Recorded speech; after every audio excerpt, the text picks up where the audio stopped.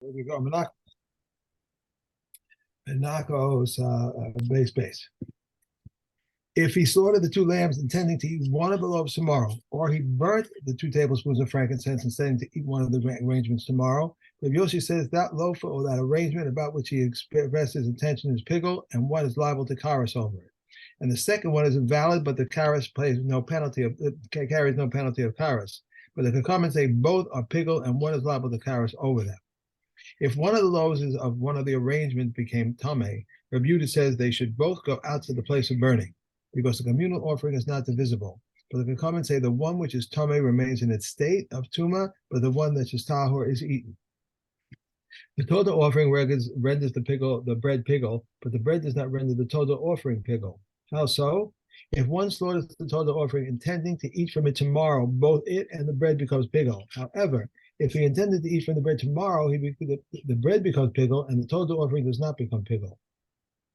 The lambs render the bread pigul, but the bread does not render the lambs pigul. How so? If one slaughters the lambs intending to eat from them tomorrow, both they and the bread become pigul. However, if he intended to eat from the bread tomorrow, the bread becomes pigul, but the lambs do not become pigul. The sacrifice renders the libation pigul once they have been consecrated in a vessel. These are the words of Rav Meir, but the libations do not render the sacrifice pigul. How so? If one slaughters the sacrifice intending to eat from it tomorrow, both it and its libations become pigul. However, if he intended to offer the libations tomorrow, the libations become pigul, the sacrifice does not become pigul. Right. Okay. Continuing with the subject of partial pigul, if it and what the effect is. Pigel bekometz velo balavona. So when you have a mincha offering, you've got 2 things that need to go on the mizbeach, and the rest is eaten. So there's the kometz that the kohen takes in his 3 fingers full, Right. And then there's the frankincense that gets put with it, and that all goes on the mizbeach, and that's all a matir for the rest of the mincha to be eaten by the kohanim. Okay, balavona v'lo b'kometz. So let's say he did pigul only on the kometz but not on the lavona, or vice versa. Okay. Rabbi Meir Amer pigul v'chayvim alav kares v'chachamim rim ein bo kares ad sheyifagel is kol hamatir. So again, the split between Rabbi Meir and Chachamim is that Rabbi Meir holds that that pigul on any part of the matir causes pigul to the entire korban, whereas Chachamim say that a half pigul is not a pigul. Would that be Rabbi Meir? It's different than what we said in the previous. Yeah, the previous one was talking about that was the whole concept of whether or not the nesachim are in essential are held in advance. So the Chachamim hold that you can bring the nesachim the next day if you want to, and it's not a problem. So that's not so it's not the same argument. But we did see Rabbi Meir's opinion before. Just looking back to see which Mishna it was in, about a partial pigul. That's the one. It was Daled, maybe. No. Sacrifice renders the Say there. No, that wasn't it. And Nitmes, no, that's talking about Tuma. Unless did I get this wrong? No, okay. I don't remember. I thought we had seen this before about a partial matir. We'll probably come across it again when we're doing our chazaras, because I'm sure that we've learned it somewhere before, but I don't want to take up time searching for it again now. But we see that Rabbi Meir says that if part of the matir had a pigul intention, then everything becomes asur. But Chachamim say it's got to be the entire matir. Okay, now that was contrasted with the idea that if you did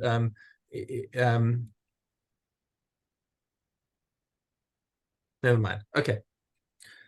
We'll come up. We've just got to hold on to these ideas, because especially we've got to be alert when we're doing chazaras on these mishnayos. All right.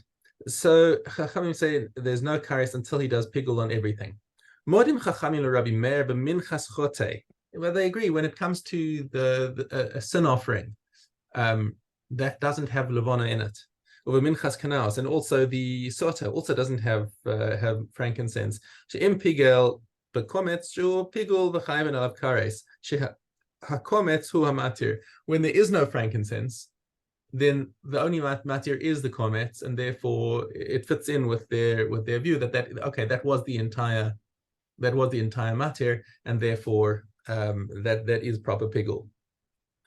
Shachat echad min hakvasim le'echol shtei chalos lemachar. Okay, so now talking in a similar vein, the two sheep on Shavuos, and you've got the two sheep and the two loaves. Right. Okay, and we said that the sheep can cause pigul to the loaves, but the loaves can't cause pigul to the sheep. We learned already yesterday. Okay, now what happens if he did one of the sheep with the intention of eating the two chalas tomorrow? Or hiktir echad min habazichim. Or similarly, if you're talking about the showbread, he took the two containers of frankincense that he's got to put on the mizbeach before the kohanim can eat the bread. So he puts one of the bazichin on, having in mind to eat all the showbread tomorrow. Rabbi Meir Omer pigul v'chayvim alav kares. He says, okay, that's a pigul. He did something that was wrong. V'chachamim omrim ein pigul ad sheyifagel is kol hamatir. It's got to be both of them, right? He's got to do pigul with both of the materium in order to cause real pigul. Okay, shachat echad min hakvasim le'echol mimenu lemachar. Now, what happened? Now, this was talking about where he was thinking of pigul for the other part of the korban. Now, what happens if he takes one of these two sheep and he has a pigul intention for that sheep itself? Hu pigul v'chavero kasher. That only affects the sheep itself because its preparation is only for it, and its partner is independent of it. Okay, so therefore he only inflicts pigul on the one that he acted on. Le'echol mechaver lemachar. But if he shechted the one and think, I'll do the other one tomorrow, it has absolutely no effect because this sheep is not the matir for that one. It's only when you're messing up with the matir for something that this is matir that. But the two sheep have no particular order. You shech this one first, shech that one first. It doesn't matter, and each one's preparation is independent of the other. Okay. Perek Gimel, hakomet is a mincha.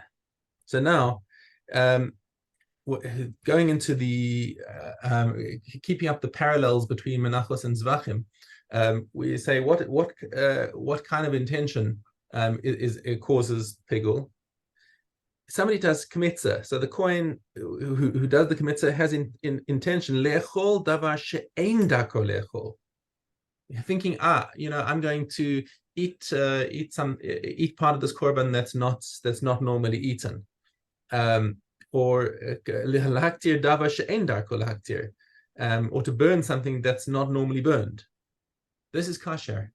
It's only when you have a pigul intention for something that is normally eaten or normally burned that pigul can take effect. Rabbi Eliezer posel, but Rabbi Eliezer disagrees and says that intention to eat any part of it is pasul. Now, if we take a look back at Zvachim and think about what he normally eats, I'm guessing that Rabbi Eliezer held. Yeah, that's right. If you look back at Zvachim Gimel, it's exactly parallel. Chachamim say it's kasher. Rabbi Eliezer says it's pasul. So again, it's the same opinions come out when it comes to Menachos. Lechol davar shedarko lechol lahaktir davar shedarko lahaktir pachos mikazayis. So if he has intention to eat something that's been normally eaten or burn something that's normally burned, but less than a kazayis, that's not a shear. It's kasher. So that doesn't affect pigul. Lechol kechatzi zayis vel ulahaktir kechatzi zayis. Kasher she'en achila v'aktara mitzarfim. We've seen that before. That half a kazayis of this to eat and half a kazayis of this to burn is not. It does not add up to. You don't add them together to make a full kazayis because eating and burning do not join. Okay, we've seen that before in Zvachim. Okay, lo yatzak, lo balal, lo pasas, lo malach. So different actions that that things that are normally performed on the mincha.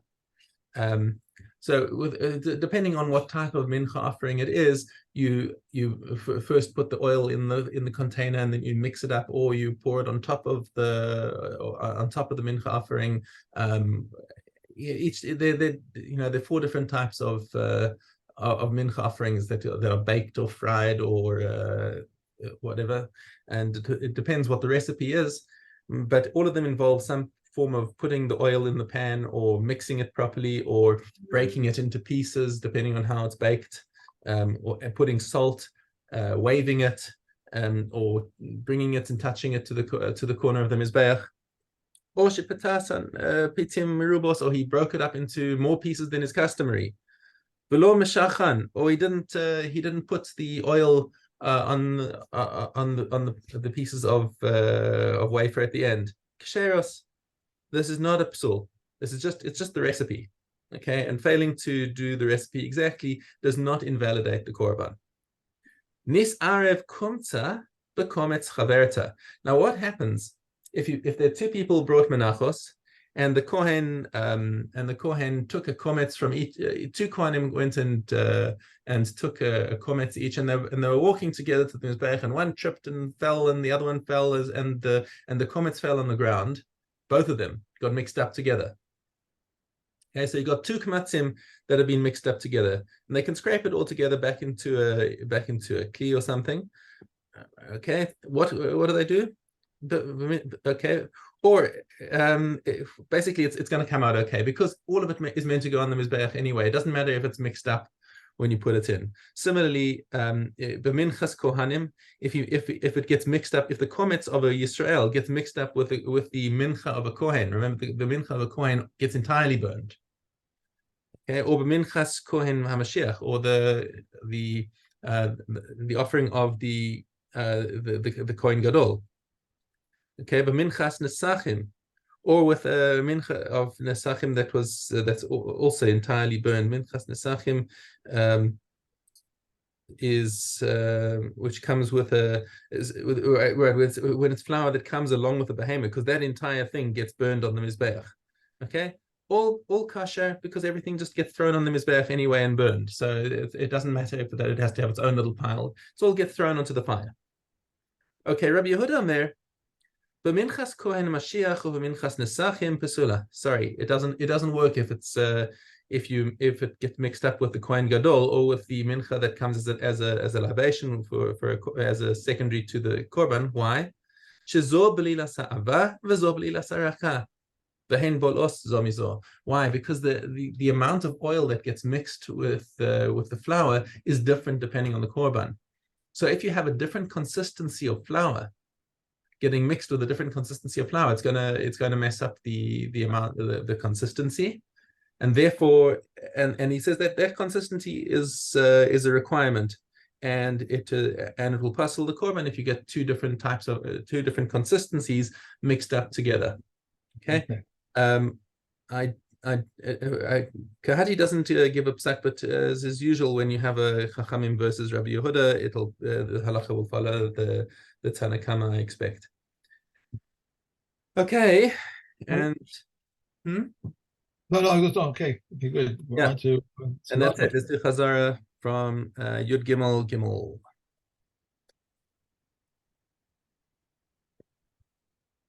Thing here. There we go.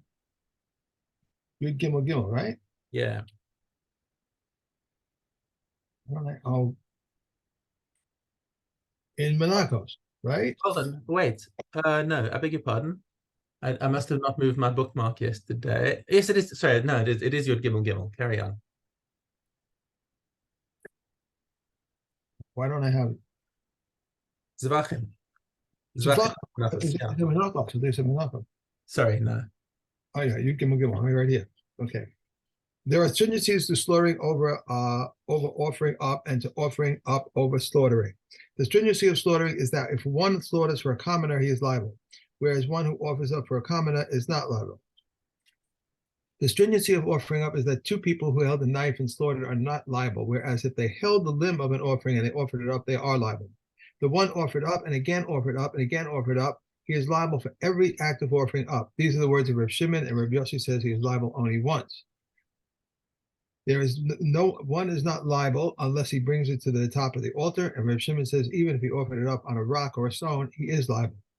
Whether there were offerings which were fit or offerings which were unfit, whose invalidation was in the holy, if one offered them up outside the temple, he is liable. One who offers up a chazayas of an ola offering and of a sacrificial parts outside the temple is liable. The chometz, the frankincense, the incense, the mincha offering of the kohanim, the mincha offering of the anointed kohen, and the libation mincha offering, if one offered up a chazayas of one of them outside, he is liable. The Elazar exempts unless he offers up all of it. If one offered up any part inside the temple, but left over in the chazayas and offered it up outside the temple, he is liable. But any of these became diminished even slightly and was offered them outside the temple, he is not liable.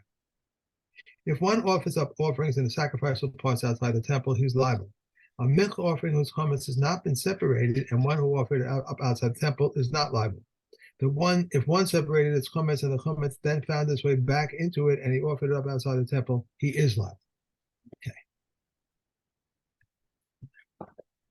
And we're on to Harayos. Gimel Dalet. One who is the anointed, who is the anointed Kohen? The anointed with the one anointed with the anointing oil, not the one invested through the additional investments. There is no difference between the Kohen who is anointed with the anointing oil and the Kohen invested through the additional investments, other than the bull which comes for all of the commandments. And there is no difference between a serving Kohen and a Kohen who passed from his anointment, other than the bull of the day of anointment and the tenth of an ephah. Both this one and that one are equal with respect to the Yom Kippur service and are commanded concerning a virgin and are forbidden to marry a widow, and they may not contract tumah from their deceased relatives. Deceased relatives, and do not grow their hair and do not rend their garments and bring about the return of a murderer. The Kohen Gadol rends his garments from the bottom, while an ordinary Kohen rends from the top. The Kohen Gadol may sacrifice while an onem but may not eat. The ordinary Kohen may neither sacrifice nor eat. Okay. Tomorrow we'll finish Arias. Oh, there's another one. Oh, really? Yeah, Duvav. What is this? Whoever is more frequent than his counterpart takes precedence over his counterpart, and whatever is more holy than its counterpart takes precedence over his counterpart. The bull of the anointed Kohen and the bull of the assembly are both waiting. The bull of the anointed Kohen takes precedence over the bull of the assembly in all procedures. Okay. Okay. So as you said, tomorrow we're going to finish Arias and start Zvachim. Zvachim? Yep. Again. Okay. Yes. Until I learn it, right? Okay. That's right. You agree with me. Shavuos. Shavuos. Okay. And someone said to him, "You violated, or you seduced my daughter." And he replied, "I did not violate her, or I did not seduce her." To which he said, "I adore you." And he replied, "Amen." He is liable. Reb Shimon exempts him, since he does not pay a fine for his own admission. They said to him, although he does not pay a fine by his own admission, he pays the indemnity for shame and impairment by his own admission. If someone said to him, "You stole my ox," and he replied, "I did not steal it," to which he replied, "I adore you," and he replied, "Amen," he is liable. But if he replied, "I stole it, but I did not slaughter it, and I did not sell it," for which he said, "I adore you," and he replied, "Amen," he's exempt. If he said to him, "Your ox killed my ox," and he replied, "It did not kill it," to which he said, "I adore you," and he replied, "Amen," he's liable. But if he claimed, "Your ox killed my slave," and he replied, "I did not kill him, I adore you," and he replied, "Amen," he's exempt. If someone said to him, "You injured and wounded me," and he replied, "I did not injure you, nor did I wound you," to which he said, "I adore you," and he replied, "Amen," he is liable. But if his slave said to him, "You knocked out my tooth, you blinded my eye," and he replied, "I did not knock it out, or I did not blind it," to which he said, "I adore you," and he replied, "Amen," he's exempt. This is the rule. Whoever pays by his own admission is liable, but whoever does not pay his own admission is exempt. In other words, a knas. If he admits to a knas, he would be exempt anyway. So denying something that would only make him liable to a knas does not make him chayiv. One more. The oath of the judges is for a claim of 2 silver and admission of the value of a pruta. But if the admission is not of the same kind as a claim, he is exempt. How so? If one claims 2 silver of mine are in your possession, and the other one replies, "You have in my possession only a pruta," he is exempt. But if he claims 2 silver and a pruta of mine are in your possession, and the other replies, "You have in my possession only a pruta," he's liable. If he claims I have a mana in your possession and the brother replies you have nothing in my possession, he's exempt. But if he claims I have a mana in your possession and the other replies you have in my possession only 50 dinars, he's liable. But if he claims a mana of my father's is in your possession and the other replies only 50 dinars are in my possession, he is exempt because it is one who returns a lost object. Okay. We're on to the okay, Bob Hey. No, Bob Ches. No, hey. Okay. Hey. Yeah, it's my eyes. One who makes a net of prohibiting the milk is permitted whey. Rabbi Yossi, however, forbids it. The way he is permitted milk. Abba Shaul says one who makes a net of prohibiting the cheese is forbidden it, whether it is salted or unsalted. One who makes a net of prohibiting meat is permitted meat juice and jellied meat juice. Rabbi Yehuda, however, forbids him. Said Rabbi Yehuda, it happened that Rabbi Tarfon forbade me the eggs which were cooked with it. They said to him, it is true. When? At a time that he says the meat to me. Because one who prohibits this meat is this meat to me. Because yeah. one who prohibits a thing with a nether and it mixes with another thing, if there is enough to give a flavor, it is forbidden. One who makes a net of prohibiting wine is permitted a cooked dish which is a taste of wine in it. If he said, Kohanim, this wine with respect to my tasting it, and it fell into a cooked dish, if it is enough to give flavor, it's forbidden. One who makes a net of prohibiting grapes is permitted wine, but if he makes a net of prohibiting olives, he is permitted oil. If he said, Kohanim, these olives and grapes with respect to my tasting them, he is forbidden them and what comes from them. Okay. I wonder if I made a net because I haven't eaten meat like since the end of November. So and I keep saying I don't eat meat anymore. So really, is that a health thing? I don't know. It just left me that eating meat just. You don't enjoy it. I don't. I mean, I used to like have a good steak or something, but I just from the time that I got sick that time when I had gone to the hospital because of that meat, I just gave up on it. The neder is only if you're doing a mitzvah or a good act 3 times in a row. It's not just like a random thing of like, okay, I haven't eaten meat for a certain time. That does not create a neder. Right. Okay, if the owner said, I'm making my wife crazy with that. She said, we're having chicken again. If the owner says for a seller and another says for a seller, the owner has precedence switch because he adds a fifth. If the owner says for a seller and another says for a seller and an issa, that of seller and an issa takes precedence since he adds it to the principal. If one redeems his own Maisa Sheni, he must add a fifth to it, whether it is his or is given it to him as a present. If one takes a Maisa Sheni produce from an expensive place to a cheap place or from a cheap place to an expensive place, he redeems it in the price of his place. If one brings produce from the threshing floor to the city or jars of wine from the wine press of the city, the profit, Maisa Sheni, and the expenses out of his household. Right, Shammai says he must open and empty into the wine press, but Beis Hillel says he must open and not need empty. Wait, just a second. I skipped something. I've completely lost my place here. I'm sorry. Where are we? We should be on Daled base. No, wait. Did I go back? I went backwards again because I'm in the other book. But we started at Gimel. Yeah, we started at Gimel. Yeah. I should have turned I turned the wrong way. Okay. Okay. Daled hey. If one was standing on the threshing floor but had not money at his disposal, he may say to his fellow, this produce is given to you as a present. And then he says, this is redeemed with the money that is in the house. Okay. So that's hey is the last one. Did you do Daled? No.